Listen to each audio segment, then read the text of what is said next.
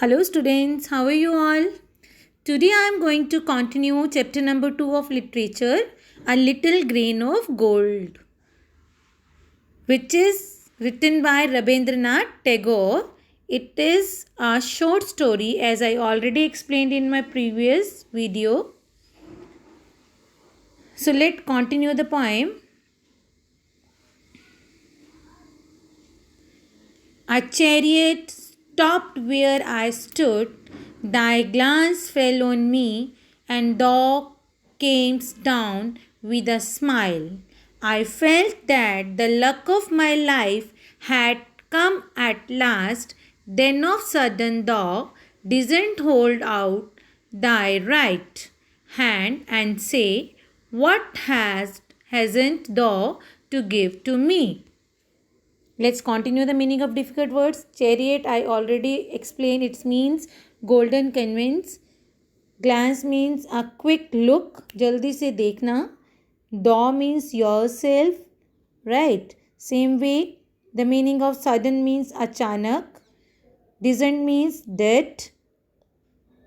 Hold means pakadna. Hasn't thou.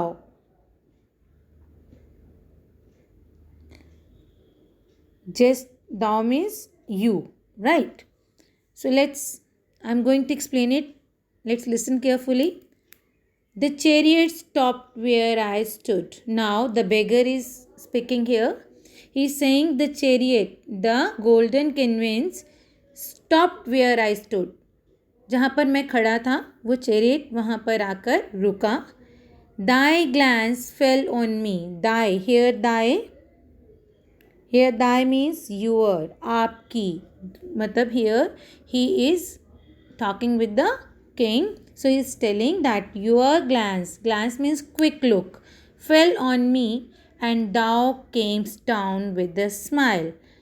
अब वो bagger क्या कह रहे हैं कि आपका जो चैरियट है, आपका जो रथ है, वो मेरे पास जहाँ मैं खड़ा था वहाँ आकर रुका. आपकी क्विक लुक, आपकी नज़र सबसे पहले किस पर पड़ी? मुझ पर पड़ी. एंड डॉ मीन्स आप योर सेल्फ, आप खुद जो है Kemps down with a smile, आप रथ से नीचे एक अच्छी सी मुस्कान के साथ नीचे उतर आए. I felt that the luck of my life had come at last. अब वो बेगर सोच रहा है कि बस आज मेरी ज़िंदगी खुल जाएगी. मतलब जो मेरे दुख के दिन हैं वो ख़त्म होने वाले हैं. Then of sudden thou didst hold out thy right hand and say. अब क्या होता है? देन अ सडन, तभी अचानक. दाउ मीन्स आपने. ठीक है, आपने क्या किया? दाउ होल्ड, आपने मेरा, होल्ड मीन्स पकड़ा, आउट दाई राइट हैंड. ठीक है, आपने होल्ड आउट मतलब आपने अपना जो राइट हैंड है वो आपने ऐसे बाहर की तरफ, होल्ड मतलब बाहर निकाला, आउट दाई राइट हैंड. आपने अचानक अपना राइट हैंड बाहर निकाला एंड से, और बोले, what has thou to give to me. वो कहता है तुम्हारे पास मुझे देने के लिए क्या है? कौन बोलता है? राजा उसको बैगर को क्या बोलता है कि आप मुझे भीख में, मुझे चैरिटी में क्या देने वाले हैं? What a kingly jest was it to open thy palm to a beggar to beg. I was confused and stood undecided, and then from my wallet I slowly took out the least little grain of corn and gave it to Dai. अब वो क्या कहते हैं? I'm going to explain the meaning of difficult words. Firstly, jest means here, king jest means joke, mazak. Open thy palm. Palm means mutti, right?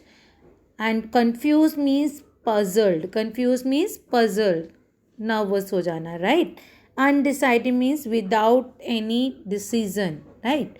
And then from my wallet means his, a wallet means, I will explain here, as you can see in this box also the meaning of difficult words.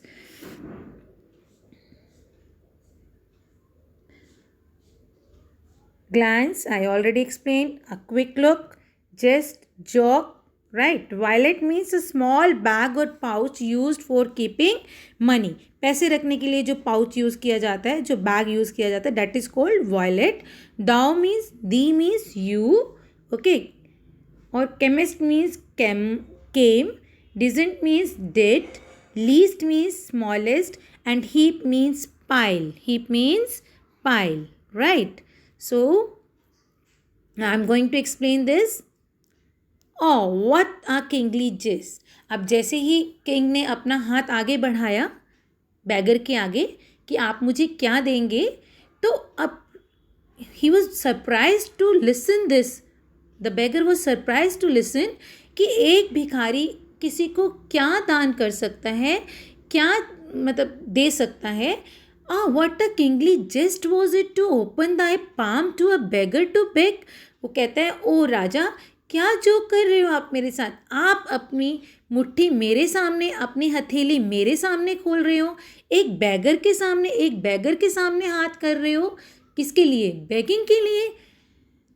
वो सोचते कि मैं क्या दे सकता हूँ राजा को. I was confuse and stood undecided. And then वो कहता है अब मैं पजल था, कन्फ्यूज था, पूरी तरह से परेशान था और मैं खड़ा हो गया और मैं डिसाइड नहीं कर पा रहा था कि क्या करूँ. What should I do. And then from my wallet I slowly took out the least little grain of corn and gave it to that. तो क्या हुआ, उसने क्या किया. फ्रॉम माई वॉलेट, वो कहता है फिर मैंने क्या किया, अपने वॉलेट में से, अपने बैग में से, I slowly took out the least little grain of corn. Corn means मक्की के थोड़े से, मतलब जो ना अनाज निकाला. Took out the least little, थोड़ा सा, बिल्कुल थोड़ा सा. और स्लोली यहाँ किस चीज़ को रेफर कर रहा है कि slowly means the beggar was not ready to give to king. he don't want to give anything to the king, but then he decided that I should give something. तो उसने क्या किया, अपना हाथ अपने वॉलेट में डाला और धीरे से थोड़ा सा little grain of corn gave it to thy. उनको, आपको मैंने दे दिया. Now the last paragraph is very interesting. You should listen it carefully. But how great my surprise when at the day's end I emptied my bag on the floor to find the least little grain of gold among the poor heap. I bitterly wept and wished that I had the heart to give thy my all. Yes. Now, when the beggar came back at home, right? Now I will discuss. Here the meaning of emptied means खाली करना, किसी चीज़ को मतलब खाली किया, उन्होंने अपने bag को खाली किया वहाँ पर जाके, राइट. एम्प्टाइड मीन्स खाली करना.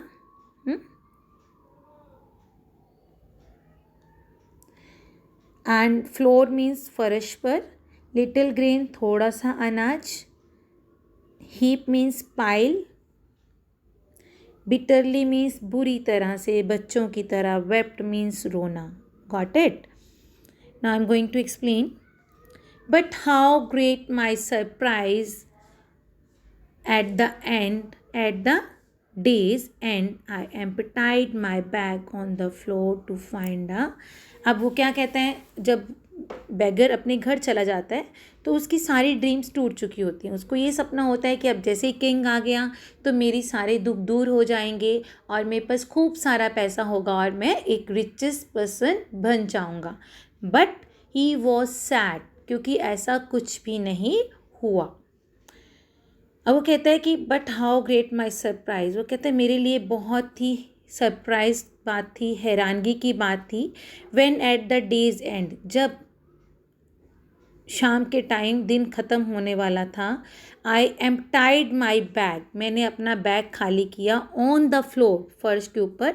To find the least little grain of gold among the poor heap. वो कहता है वो क्या निकला तब जब उसने खाली किया, तो उसने देखा कि उसके अनाज में एक जो ग्रेन था, जितना उसके ग्रेन का आकार था, ग्रेन ऑफ कॉर्न, मक्की के दाने का जितना आकार था, उसमें से उस आकार का एक गोल्ड का ग्रेन निकला. I bitterly wept and wished that I had the heart to give them my all.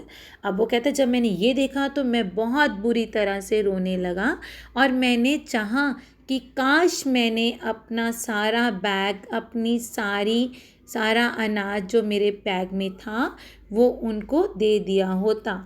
अब उसको रियलाइज़ हुआ at last, because the king was, you know what was king, क्या था राजा? राजा भगवान थे, गॉड थे, जो उनका टेस्ट लेने अर्थ पर आए थे, धरती पर आए थे, कि वो देखना चाहते थे कि वो कितना दे सकता है.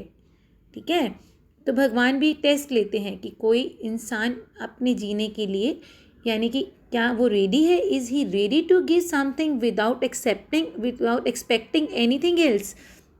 Now the beggar was very sad, but अब कुछ नहीं हो सकता था. ठीक है, भगवान जी आए थे क्योंकि उनका टेस्ट लेना चाहते थे. सो थ्रू दिस स्टोरी हमें एक मॉरल, बहुत ही अच्छा moral we learn, that we should learn. What we learn from this story? We learn that we should learn to give something expecting. You know, we should, मतलब हमें बिना किसी चाह के कोई चीज़ देनी चाहिए. ऐसा नहीं कि मैं उसको ऐसा दूंगा तो क्या मुझे क्या मिलेगा. No, if we want to remain happy, we should always ready to give something without any expecting from someone else, right? So what should we do? We should, we should ready to give everything in front of God, right? So what lesson we learn through this story, that what message we are getting, that no one has ever become poor by giving.